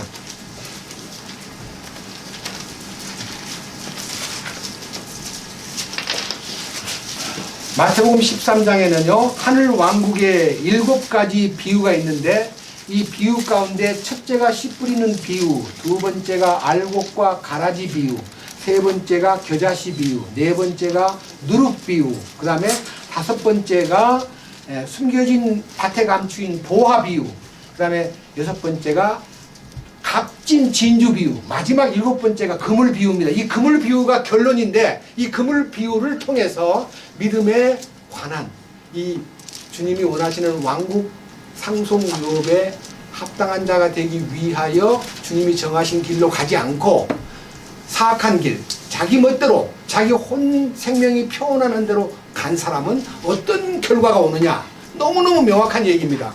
47절부터입니다. 또 하늘의 왕국은 마치 바다에 던져 각종 물고기를 모으는 그물과 같으니라. 자, 주님은요, 베드로를 보고 너는 사람 낚는 어부가 되게 하마 그랬으면 그물을 토망해가지고 고기가 잡혀서 깍 끌고 들어오면 그게 뭐예요? 낚시로 건져 올리든 그물에 걸려오든 구원받은 거 아닙니까? 맞아요, 안 맞아요? 바다는 세상이고 바다의 고기들은 전부 다 인간을 말합니다. 거기서 이제 그물에 걸렸다는 말은 복음의 말씀에 걸려가지고 들어왔다는 거예요, 교회 안으로. 맞죠? 그 다음에 보세요. 그물에 48절. 그물이 가득 차매 그들이 그것을 물가로 끌어내고 앉아서 좋은 것은 모아서 그릇에 담고 나쁜 것은 어떻게 해요? 어려웠네. 와, 이게 뭐야? 그러면 믿는 사람도 좋은 믿음을 가진 자가 있고 나쁜 사람이 있다는 건가? 뭘 얘기하는 건가? 이 곤란한데? 여러분, 사과를 따도요, 좋은 사과가 있고 썩은 사과가 있잖아요. 꽃 같은 열매에서 땄는데 상품 될 사과가 있고 상품 못 될 사과가 있잖아요. 왜 같은 나무에서 그게 생겨요? 까치가 와서 쪼았다든지 뭐 벌레가 먹었다든지 아니면 생김새가 막 찌글찌글하다든지 그러면 다 이게 비상품으로 분류되잖아요. 분류시킨다는 거예요. 누가? 밑에 49절. 세상 끝에도 이러하리라. 천사들이 와서 의인들 가운데서 사악한 자를 갈라내요. 아니, 야, 나중에 악인들 가운데서 의인을 골라낸다 그러면 나도 의인이니까 좋은데, 의인들 가운데서 그물에 들어왔으니까 의인 아닙니까? 누구를 갈라내요? 사악한 자가 뭐예요? 사악한. 성경에 사악하다는 것은 전부 사탄에게 관련된 용어입니다. 사탄에게 관련돼 가지고 살던 사람은 그 말이에요. 사탄에게 지배받고 사는 사람은 사악한 자입니다. 사탄의 이름이 사악한 자거든요. 사악한 자는 어떻게 해요? 갈라내요. 자, 50절.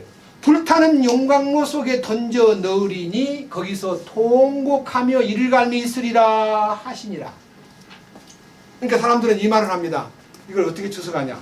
이해하기가 어려우니까 의인은 구원받은 사람이고 여기에 용광로 속에 들어간 것은 지옥불에 던져진 안 믿는 사람이다 그래요. 안 믿는 사람이 용광로에 들어간대요. 용광로에 안 믿는 사람 안 넣습니다. 안 믿는 사람은 불과 유황불 붙는 지옥에 던져버립니다. 영원히 꺼지지 않는 물에 집어넣습니다. 제가 지난번 배경 갔을 때 에스겔 22장을 통해서 누가 용광로에 들어갈 사람인가에 대한 얘기를 했습니다. 찌꺼기가 남아있는 사람. 그게 뭐예요? 아담 안에 있는 찌꺼기를 갖고 사는 사람은 용광로에다 집어넣습니다. 근데 그 첫 번째 용광로가 십자가입니다. 십자가에 들어가면 단번에 녹아버리고 찌꺼기가 없어져 버립니다. 근데 십자가에 들어가지 않고 뺀 사람, 그리고 자기 멋대로 산 사람은 주님이 예비한 영광로에 들어가 가지고 거기서 슬피 울며 이를 가는 게 뭐예요? 그게 후회 막 급한 자기 자책. 내가 그때 어떤 형제를 만났는데 십자가 안으로 들어가면 해결된다는 말 들었는데 그 기억세포가 딱 살아나가지고요. 자기가 십자가의 불순종한 삶에 대해서 가슴을 치면서 다 통곡하면서 일을 가는 것이 후회를 상징하는 겁니다. 요 얘기가요, 제 얘기가 아닌가 또 보세요. 마태복음 22장 넘겨보세요. 마태복음 22장에 보면요, 더 구체적입니다.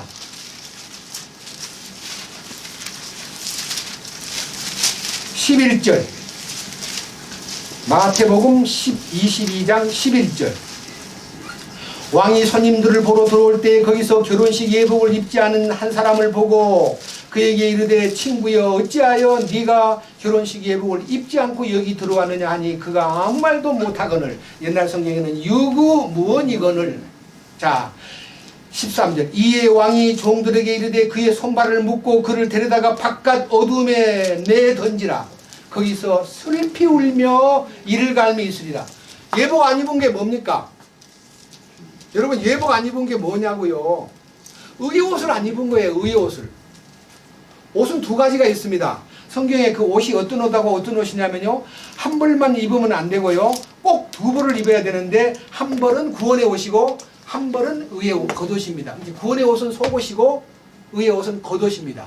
이사야 61장. 이사야 61장 10절.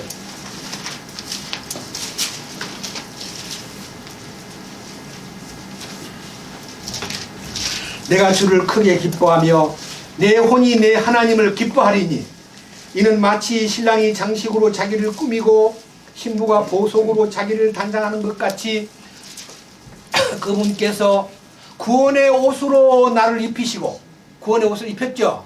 그 다음에 겉에 뭐예요? 의의 겉옷으로 나를 덮으셨기 때문이라. 여러분 의의 겉옷은요 행위입니다. 행위. 속옷은 믿음으로 인해서 구원받은 내적 문제고요, 껍데기 행실의 의의 겉옷. 이 의의 겉옷은 성도들의 옳은 행실이라 그랬잖아요. 이 옳은 행실을 입어야 되는데 결혼식인 주님의 결혼식에 불러들여 오는데 입구에 서가지고요 신사복을 입고 온 사람한테는 접대자들이 잘 대해주고 허름한 옷을 입은 사람한테는 적당히 뭐 요거 먹고 나가세요, 뭐 또 달라 그러세요. 차별하니까 주님의 혼인잔치는 차별이 없다는 것을 보여주기 위해서 예식장 입구에서 다 옷을 줍니다. 예복을 입고 들어가라고 유니폼을 줘요. 자기가 너무 삐까삐까한 옷을 입었으니까 필요 없어. 금옷을 입고 앉았습니다.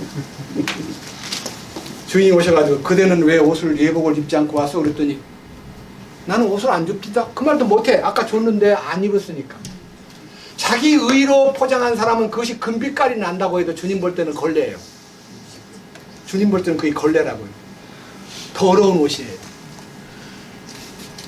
어떤 사람도 주님 앞에 공평하게 대우받기 위해서 준 예복은 주님의 의를 입어야지, 내 옷을 그대로 입고 들어가면 얼마나 형벌이 크냐면 손발을 꽁꽁 묶어가지고 어디로 던져요? 바깥 어둠이 어디예요? 안에는 주님 계시는 곳이고 바깥은 완전히 주님이 없는 사탄의 영역이에요. 사탄의 영역. 던져버리는 거예요.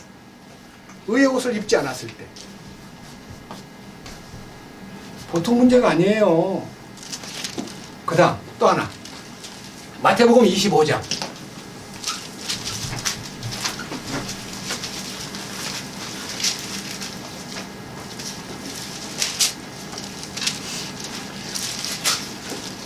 14절부터 30절까지가 달란트 비유인데요, 달란트 중에서 5달란트 받은 사람과 2달란트 받은 사람은 5달란트 갖고 나가서 5달란트를 남기고 2달란트를 받아가지고 2달란트를 남겼다는 것 때문에 21절에 주인이 그에게 이르되 잘하였도다 선하고 친실한 종아, 네가 적은 것에 신실하였은즉 내가 너를 많은 것을 다스리는 치리자로 삼으리니 너는 내 주인의 기쁨에 참여하라 하시니라. 2달란트 받은 자도 와서 이르되 주인이여 주께 주께서 내게 2달란트를 맡기셨는데 보소서 내가 그것들 외에 2달란트를 더 벌었나이다 하매 그의 주인이 그에게 이르되 잘하였도다. 선하고 신실한 종아, 네가 적은 것에 신실하였은즉 내가 너를 많은 것을 다스릴 지휘자로 삼으리니 너는 내 주인의 기쁨에 참여하라. 이게 이제 상 받는 다스릴 권한과 주인의 기쁨에 같이 참여할 수 있는 그 축복을 약속했습니다. 밑에 보십시오. 자, 1달란트 받은 사람은 24절, 그 뒤에 1달란트 받은 자가 와서 이르되 주인이여 당신은 엄한 사람이라 뿌리지 않는 데서 거두고 흩뿌리지 않는 데서 모으는 줄 내가 알았으므로 내가 두려워하여 가서 당신의 달란트를 땅속에 감추었나이다. 보소서 거기에 당신의 것이 있나이다. 그러니까 본전만 딱 들고 와가지고 주님 주신 달란트를 떡 내놓으니까 주인이 굉장히 화가 나가지고 26절 주인이 그에게 응답하여 이르되 악하고 게으른 종아. 그러면 이 달란트 받은 사람이 구원 안 받은 사람입니까? 세상에 구원도 안 받은 사람한테 주님이 달란트를 주셔요? 이걸 가지고 이제 이해가 안 되니까 이건 유대인에 대한 얘기다라고 가로를 딱 막아버렸습니다. 천만의 말씀. 천만의 말씀. 들어보세요. 자, 27절. 그러므로 네가 내 돈을 돈 바꾸는 자에게 맡겨서 내가 올 때에 이자와 함께 내 것을 받게 했어야 함이 마땅하도다. 그런즉 그에게서 그 달란트를 빼앗아 10달란트 가진 자에게 주라. 있는 자마다 받아서 풍성하게 될 것이나 될 터이나 없는 자는 자기에게 있는 것도 빼앗기리라. 뭘 빼앗겨요? 1달란트를 마저 뺏어버립니다. 그리고 이제 조치를 내리는데 30절 너는 이 무익한 종을 어디로? 바깥 어두움 속에 내 던지라. 거기서 슬피 울며 이를 갈미 있으리라. 이게 어디예요? 성도들의 심판입니다. 지옥이 아닙니다. 달란트가 뭐예요? 주님 주신 재능입니다. 이 교회 안에는 다 각각 은사가 있습니다. 그래서요, 자기가 옛날에 갖고 있던 이 재능을 교회 안에 끌고 들어와서 은사인 줄 알면 착각입니다. 절대 그렇지 않습니다. 네? 주님이 따로 믿음의 은사, 섬기는 은사, 여러 가지 주님이 내리는 은사가 있습니다. 그 은사를 받은 사람은 죽도록 충성해야 됩니다. 그 감춰두고요, 나 일이 바빠, 나 할 일이 많어, 나 지금 나 그 일에는 미안하지만 내가 부족한 것 같아, 부족하다고 느끼는 것으로 뒷발질하면 큰일 납니다. 부족한 그대로를 갖고 나가야 돼요. 이사야 6장에 보니까요, 여러분 이사야 6장 이사야가 하나님의 대언자요 하나님의 말씀을 맡은 대언자 가운데 소위 손꼽는 대언자입니다. 이사야가. 예? 60년 넘도록 하나님 말씀을 맡아가지고 대언한 가장 그리스도 메시아 되심을 가장 명확하게 알린 대언자입니다. 근데 그 대언자가 6장에 보면 주님을 뵙습니다. 영광의 왕좌에 앉아 계시는 영광스러운 거룩하신 분을 뵙게 될 때에 그는 그냥 꼬꾸라졌습니다. 화로다 나여 망하게 되었도다. 나는 입술이 더러운 사람이요 입술이 부정한 백성들과 함께 살고 있는 나는 망하게 되었습니다. 나는 화를 받게 되었습니다. 당당하지 않고요 죽게 되었다는 것을 알게 된 것이 자기 부인이잖아요. 자기를 부인하는 거예요. 자기 부인은 혼자 하는 게 아니고요 주님의 영광에 접촉됐을 때 자기가 그냥 엎어져 버리는 거예요. 그게 자기 부인이에요. 모세가 그랬듯이, 바울이 그랬듯이, 다니엘이 그랬듯이, 욥이 그랬듯이 주님의 영광을 접촉할 때 고꾸라지는 것이 자기 부인입니다. 그 순간 제단 숯불이 스랍에 의해서 부직기로 집어가지고 날라와서, 제단 숯불은요 이글 타는 숯불이에요. 그걸 이사야의 입에다가 딱 베어주면서 이것이 내 입에 닿았은즉 내 죄들이 사해졌고 내 모든 불의가 깨끗게 되었느니라. 그게 뭐예요? 혼의 구원이에요. 그때 말합니다. 누가 우리를 위하여 갈꼬? 라고 할 때 주여 제가 여기 있습니다. 저를 보내소서. 이게요, 이게 주님이 주시는 혼의 구원을 받은 사람에게 부여한 사명입니다. 그건 왕의 훈련이에요. 왕의 훈련. 지난주에 말씀드렸듯이 요셉이 왕의 꿈을 꾸었기 때문에 어떤 환난과 고난과 어떤 억울한 것도요 전부 이길 수가 있었습니다. 왜? 주님 주신 꿈이 있었기 때문에. 우리는 왕국 상속 유업에 대한 꿈을 가진 사람으로서 조금도 이 세상 살면서 게으르거나 뒤로 물러가거나 어리석게 행동할 수가 없는 신분을 가진 분들, 신실하고 착한 종으로서 충성스럽게 살아야 됩니다. 주일날 여기 왔다가 갔다가 하는 것으로는 안 됩니다. 진심으로 생활 속에서 주님의 소명을 실제 삶 속에 실현시키는 것이 어떤 건가를 주님에게 여쭙고 주님에게 그 길을 구해야 됩니다. 이것이 우리들이 신앙생활하는 가운데 가장 큰 과제 중에 하나이기 때문에 이 보상이 실제가 되기 위해서요, 저는요 몇 개를 더 읽어보고 싶습니다. 에스겔 지난번에 읽었던 성경 몇 절을 읽고 마치겠습니다. 에스겔 22장.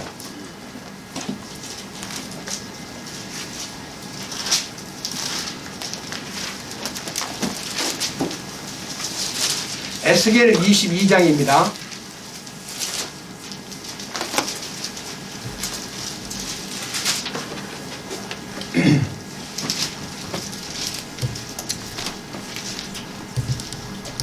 (18절입니다) 사람의 아들아, 이스라엘의 집이 내게 찌꺼기가 되었나니 그들은 다 영광로 한가운데서 있는 놋과 주석과 쇠와 납이며 심지어 은찌꺼기로다. 그러므로 주 하나님이 이같이 말하노라.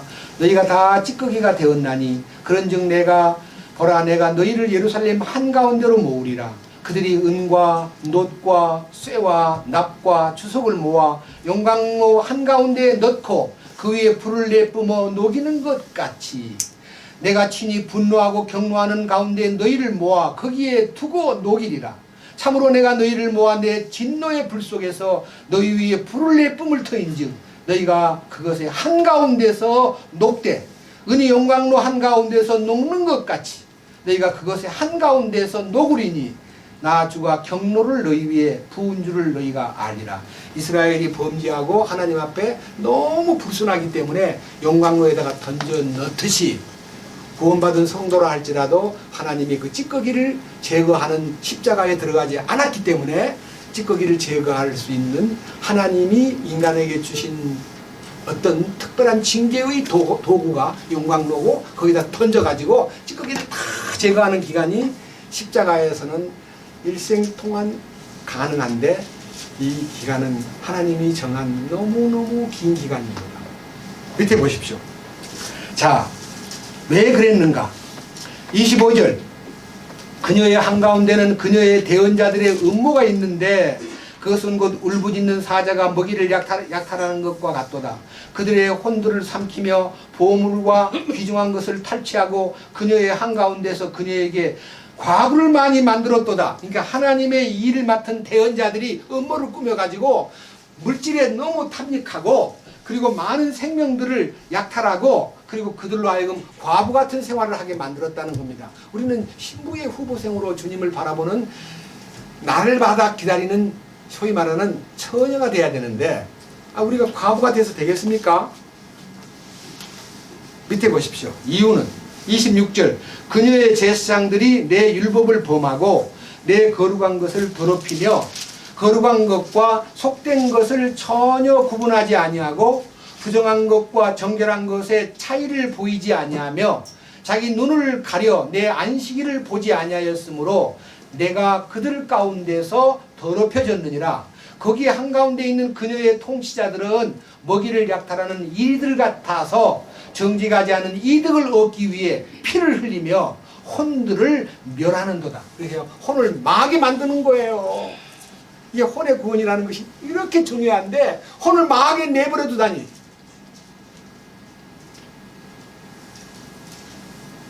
여러분, 주님이 나중에 이런 말 기억합니까? 부자가 막 여러 해 쓸 물건을 많이 쌓아 놓았으니 내 혼아 먹고 마시고 즐거워하자. 그러니까 하나님이 오늘 밤 내가 네 혼을 도로 불러낸다면 너는 예비한 모든 재산이 네 것이 되겠느냐 물었습니다. 혼은 뭘 좋아해요? 물질과 세상을 좋아합니다. 하나님에 대해서 전혀 좋아하는 천만분의 1도 없습니다. 어떻게 해야 하나님의 왕국의 소망과 당신의 가르침을 좋아하는 혼이 되냐? 십자가 안에 들어가 성령을 통해서 변화를 받아야, 혼이 깨끗하게 씻음을 받아야 그 다음부터 그는 하나님을 향해서 좋아하고 하나님의 것에 대해서 추구하는 자가 되는 거예요. 그것이 변화예요, 변화. 구원받기는 받았는데 여전히 세상을 사랑하고 여전히 세상 것에 눈을 돌리고 사는 사람은 혼이 변화받지 않았다는 증거입니다. 근데 그것들을 누가 하냐면요, 대언자들과 통치자들이 함으로써, 그 다음 28절, 회칠한 무덤을 만듭니다. 그녀의 대언자들은 제대로 썩지 않은 회반죽으로 그들을 칠해주고 헛된 것을 보며 그들을 위해 거짓을 점치면서 주가 말하지 아니하였음에도 불구하고 이르기를 주 하나님이 이같이 말하였노라 하였으며, 그 땅의 백성은 학대를 행하고 강탈을 행하며 가난한 자와 궁핍한 자를 괴롭히고 참으로 나그네를 부당하게 학대하였도다. 이게요, 엄청난 성도들이 우리를 인도하던 앞장선 주님의 말씀을 맡았다는 사람들로부터 당한 후유증입니다.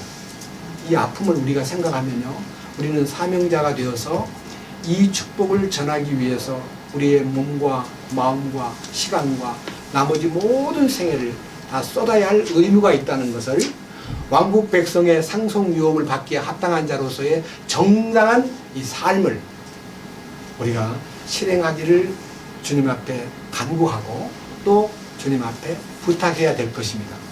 주님을 찬양합니다. 주님, 진심으로 감사드립니다. 우리를 이렇게 왕국 백성에 합당한 삶의 길을 보여주시고, 특별히 골로새서에 나타나 있는 사도 바울이 옥중에서 쓴 그 서신을 통해서 베드로의 갈망과 또 우리 모든 성도들의 갈망을 대변해 준 말씀을 오늘 읽었습니다. 우리 주님 배울 때까지 우리가 신실한 종으로, 충성된 노예로 주님 앞에 참으로 주님을 기쁘시게 하는 자로서의 삶이, 열매 맺는 삶이, 모든 일에서 인내하고 오래 참는 삶이 이루어지도록 주여 이끄시옵소서. 우리 주 예수 그리스도의 이름으로 기도드렸습니다. 아멘.